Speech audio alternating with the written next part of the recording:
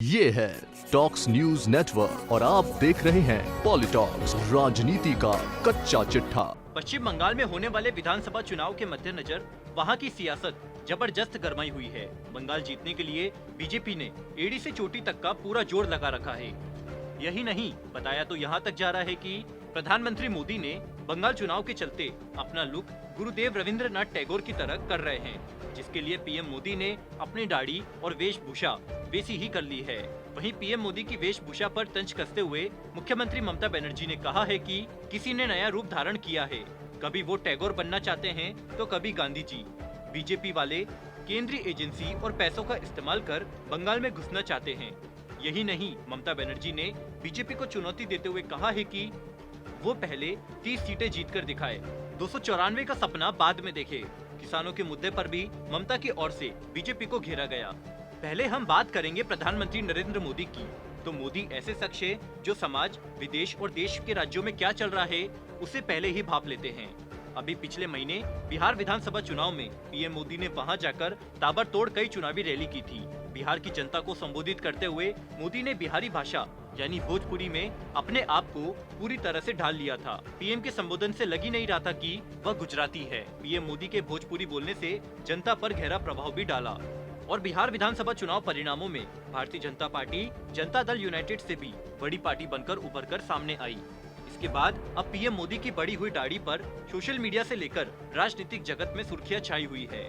दरअसल प्रधानमंत्री ने अपने आप को बंगाल के परिवेश में लाकर खड़ा कर लिया है, यानी पीएम मोदी अब कुछ महीनों तक बांग्ला वाले लुक में दिखना चाहते हैं। यहाँ हम आपको बता दें कि पश्चिम बंगाल में होने वाले विधानसभा चुनाव से पहले पीएम मोदी का अंदाज बदला हुआ है। लंबी दाढ़ी हो या फिर कुर्ता, या चाहे किसी बैठक में बैकग्राउंड में दिखने वाली कोई तस्वीर क्यों न हो, सब में बंगाल का कोई न कोई टच जरूर नजर आता है।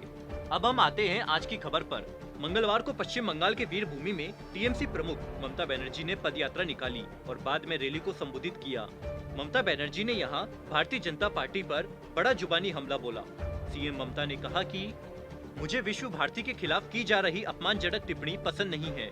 मुख्यमंत्री ने कहा कि बंगाल की संस्कृति को नष्ट करने के लिए षड्यंत्र रचे जा रहे हैं। हिंसा और विभाजनकारी राजनीति बंद की जानी चाहिए।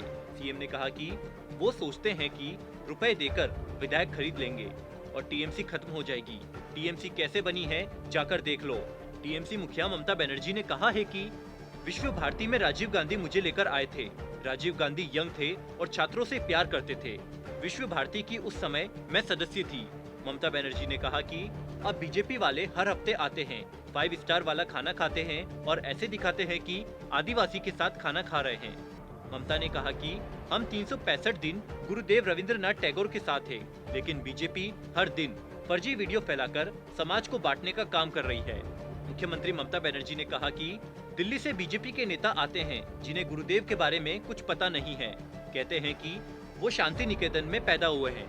ममता ने आरोप लगाया कि आज विश्व भारती यूनिवर्सिटी को राजनीति में धकेला जा रहा है। बंगाल में नफरत की राजनीति को पनाह दी जा रही है। वो लोग हिंदू धर्म को ही खत्म करना चाहते हैं। बंगाल सीएम ने कहा कि चुनाव से पहले बीजेपी यहाँ पर पैसों को झोंक रही है। अगर वो पैसे दे तो ले लो, लेकिन वोट हमें ही दो। ममता बोली कि बीजेपी अब हमारे राष्ट्रगान में भी बदलाव करना चाहती है।